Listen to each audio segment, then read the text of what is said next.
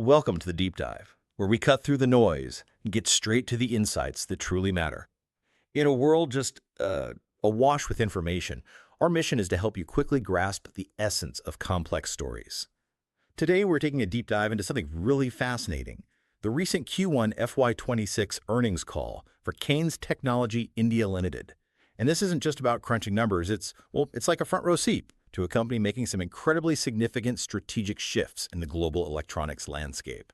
We've got a treasure trove of insights from the latest conference call transcript, and our mission today is clear. We're going to unpack the critical business segments driving their growth, understand their industry positioning and future outlook, and crucially, identify the key risks they're facing and how they plan to manage them. Think of it as a shortcut to truly understanding what's propelling this company forward. Yeah, and what's truly compelling here isn't just Kaynes' impressive financial performance, though that's certainly part of it. It's the strategic evolution. You've got an Indian company aiming for global leadership in a vital, high-tech sector. We'll connect the dots on how their Q1 reflects a much larger ambition to, redefine India's role in the global electronic supply chain, moving far beyond just traditional manufacturing. This is really about vision. Okay, let's unpack this then. Let's jump into the fascinating world of electronic manufacturing and systems design. So let's kick things off with those headline numbers from Kaynes Technologies Q1 FY26.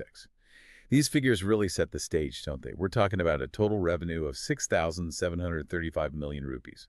That's a robust 34% year-on-year growth. Pretty strong start. But here's where it gets really interesting. Operational EBITDA came in at 1,130 million rupees. That's a staggering 69% increase year-on-year. Just huge. Right. And profit after tax, or PNA, was 746 million rupees, up 47% year-on-year. Their order book also saw really significant growth, jumping from about 50,000 million in Q1 last year to over 74,000 million this Q1. These aren't just good numbers. They're, phenomenal. Indeed. And what's truly fascinating here, like you said, is that this isn't just growth for growth's sake. It's about profitable growth. We saw their EBITDA margin expanding by 350 basis points. That's a substantial 3.5 percentage points, hitting 16.8%. Wow. And the PAT margin also improved to 11.1%. This suggests, underlying operational efficiencies are really kicking in. It points to a very deliberate strategic focus that's clearly paying off for them. Beyond just those impressive numbers, the company talked about this vision, right, to evolve from a pure EMS company to becoming an integrated ESGM company. That sounds like more than just changing letters around. It feels like a fundamental shift. What exactly does ESGM mean for them and maybe for the industry? Absolutely. It's a profound shift. And for you, the listener, understanding this is pretty key. An ESGM company that's electronic system design and manufacturing implies a much deeper engagement right through the product lifecycle. So instead of just assembling components designed by someone else, Kaynes wants to take greater ownership. They want to co-create next-gen products, offer comprehensive end-to-end solutions from the concept all the way to mass production. So much more involved. Exactly. It fundamentally changes their value proposition. It elevates their market position from just being a contract manufacturer to potentially an indispensable strategic partner in the global electronics ecosystem. It's a big step up. Okay, now let's dive into the drivers behind this impressive growth. The report mentioned expansion across all business verticals. Where specifically are they seeing this strong performance, and why is that diversification so crucial, especially when they mention facing, macroeconomic headwinds? Right. Well, they specifically called out strong contributions from new clients in these critical high-growth sectors. Electric vehicles, so EV, aerospace, industrial, and rail. And this broad-based diversification is incredibly important. It builds a highly resilient business model. Makes sense. By not relying too heavily on any single sector, they're better insulated from, say, potential downturns in specific industries or regions. It lets them pivot, leverage opportunities across different parts of the economy. A very smart play in today's, let's face it, volatile global market. And it's not just about growing existing segments. They're literally building for the future, some major new initiatives. The OSAT facility in Sanand, Gujarat, seems like a huge one. For our listeners, OSAT is outsourced semiconductor assembly and tests basically packaging and testing the microchips, right? The brains of our electronics. What's the latest there? Yeah, that's a critical piece. That facility is making rapid progress. They said it's on track for commercial production by December 2025, and they're already running proto products, like testing the first batches. In fact, the company expects to start billing for OSAT business later this year. This year, okay. Yeah, it's a crucial move into that higher value part of the semiconductor value chain. And who are they working with? Who are these OSAT clients? That seems like a key indicator of their global pull. Exactly. Good question. Initially, they secured two major clients, one American and one Indian company that actually acquired a Japanese business. So, interesting mix there. Now they've lined up a third, a German client, and they've signed four more for future phases. Or more already. Wow. Yeah, it shows really strong global interest in their capabilities, particularly in advanced packaging and silicon photonics. These are areas crucial for, the future of high-performance electronics. Okay, another big project. The multi-layer HDI PCB plant in Chennai. HDI PCB. High-density interconnect printed circuit boards. Advanced stuff for smaller, faster devices. What's the progress and why is this plant so important? Right, the building construction is complete. Operational readiness is expected by January 2026. And this is crucial for their vertical integration strategy. It's about controlling more of the process. Vertical integration. That's Yeah, if Yep. we connect this to the bigger picture, these projects aren't just about manufacturing volume. They're about enhancing India's position in that global electronic value chain.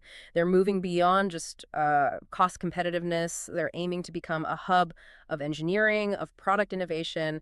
The PCB business, for example, they explicitly expect it to have significantly higher margins than their traditional EMS work. It's all about moving up that value chain. So we've got these individual pillars. Advanced chip packaging in Gujarat, high-density PCBs in Chennai. Pulling these threads together, what's the bigger picture? Is Kaynes just expanding, or is this a grander strategic play to really redefine India's role globally? Oh, it's absolutely the latter. These aren't isolated projects, they are foundational elements. It's a comprehensive strategy. Kaynes is positioning itself as a leader. They're trying to create an integrated, high-value electronics manufacturing ecosystem in India, providing sophisticated capabilities, reducing reliance on external suppliers, enhancing control over quality and cost, and crucially, fostering innovation. This integrated approach is what really differentiates them, I think. And it's not just about building bigger here at home. Right? They're clearly looking outwards. We saw that with their strategic acquisition of August Electronics in Canada. Yeah. What does this North American footprint really mean for their global game? That's a really significant move. It scales their EMS capabilities in North America quite substantially. It gives them a vital manufacturing footprint right there in the region and offers access to large, potentially high-margin customers. Direct access. Direct access. And critically, it strengthens what they call the Canada-India value proposition, basically a reliable strategic alternative to China-based sourcing. For global clients, this offers both proximity to the North American market and, increased flexibility in their supply chains. That's a major geopolitical plus right now. And here's where it gets, for me, really interesting looking ahead. They talked about exploring new geographies and capabilities through a well-balanced approach of organic expansion and strategic acquisitions. They specifically mentioned future investment focusing on three fronts: geography, like North America, strengthening design, maybe in Europe for ODM, and deepening technology for cost reduction. This really highlights a proactive, forward-looking strategy. It hints at something much bigger than just current operations, doesn't it? Like a global design and manufacturing powerhouse in the making. Absolutely. It's a clear signal of ambition. They're not just reacting, they're actively shaping their future footprint and capabilities. Okay, let's circle back to profitability, because Q1 saw that significant margin expansion. EBITDA margin at 16.8%, much higher than their full-year guidance of 15.6%. It's a strong start. So why? Why such a sharp jump in margins so early in the year? Yeah, that's an important question. What's driving this? Management pointed to two main things. First, gross margin improvement. This wasn't overnight. It's been driven by cost reduction efforts over the past couple of years, better material cost negotiation, and pricing optimization. Across the board. Across all verticals, yeah. They saw like 50 to 100 basis point increases there. Second factor, operating leverage and product mix. They're simply doing more business in higher margin areas, and their ODM original design manufacturing, that portion of sales, jumped from 10% to 20%. Doubled. Double. And ODM means they're designing more products themselves, not just assembling. That gives them way more control over the bill of materials and, crucially, locks in higher profit margins. Plus, you can anticipate even higher margins coming from those future OSAT and PCB businesses, and likely better margins from the North American operations, too. That's quite a claim they made, though, helping to lead an industry shift. What tangible evidence sets them apart as a leader, not just a fast follower in this space? Well, it's really in their investment. They're not just, following trends. They're actively building deep capabilities. Things like embedded systems design, prototyping, complex, high-end electronics system integration. This means they can take an idea, a concept, and turn it into a finished, often complex electronic product.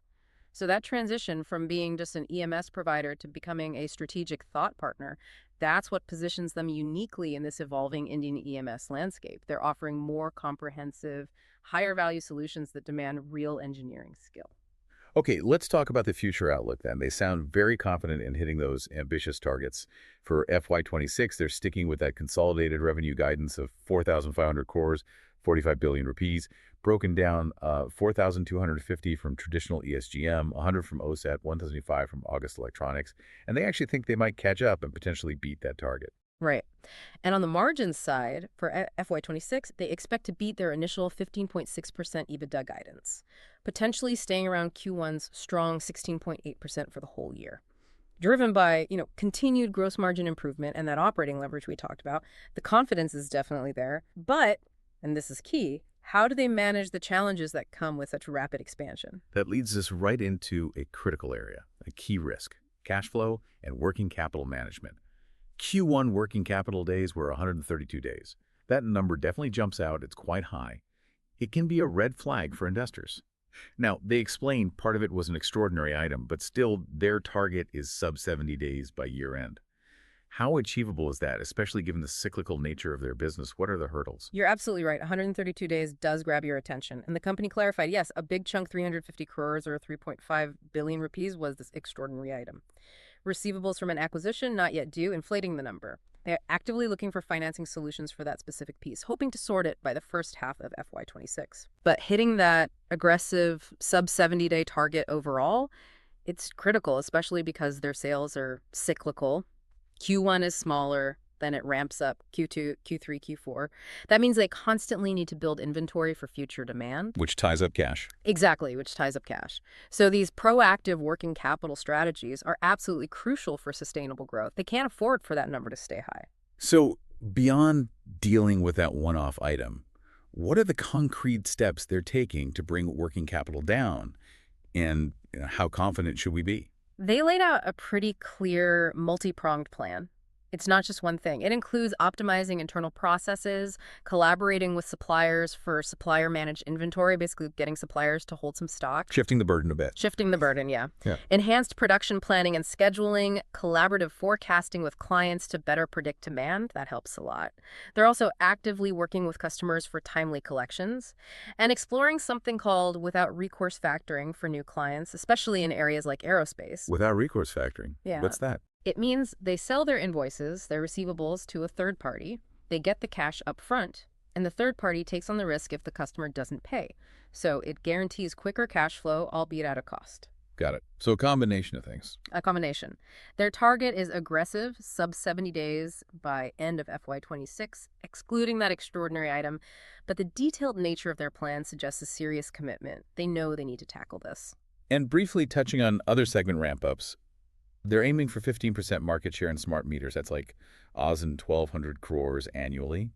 EV two-wheelers seeing strong traction. Aerospace and railway expected to grow significantly from Q2 onwards, maybe 8-12% of total sales by year end. It really does paint a picture of a company firing on all cylinders. So what does this all mean for you, the listener? Well, their commitment to getting significantly positive operating cash flow, especially in the second half of FY26, that's huge. And the specific detailed actions they're taking to reduce working capital days, these are crucial for long-term financial health and, frankly, investor confidence. It shows a proactive, disciplined approach to managing the pains of rapid growth. They're not just growing, they want to grow sustainably and profitably. So wrapping this up, what does it all mean? We've taken a deep dive into Kaynes Technologies Q1 FY26.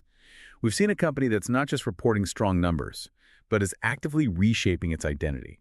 From pure EMS to this integrated ESGM model, they're diversifying across critical high-growth segments, expanding globally with smart acquisitions, and importantly, tackling key financial metrics like working capital head-on with detailed proactive plans. It feels like more than just growth. It's a strategic transformation underway. Indeed. Those strategic initiatives in OSAT and HDI PCB manufacturing, they're game changers. Coupled with inorganic growth like August Electronics and that clear focus on margin expansion, It paints a picture of a company investing heavily, investing to become a real leader in the global electronics supply chain.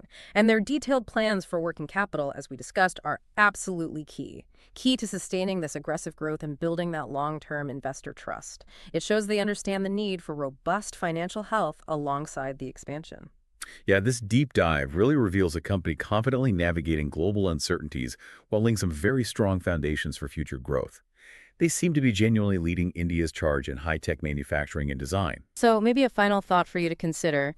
Given their aggressive expansion and these big strategic investments, how will Kaynes Technology balance that need for rapid growth with the continued optimization of its capital efficiency, especially as those new capital-intensive facilities ramp up? That's a tricky balancing act. And looking forward, what new market segments might they disrupt next with this evolving ESGM model? It opens up possibilities, doesn't it? What's your take on India's increasingly pivotal role in the whole global electronics ecosystem? Something to think about.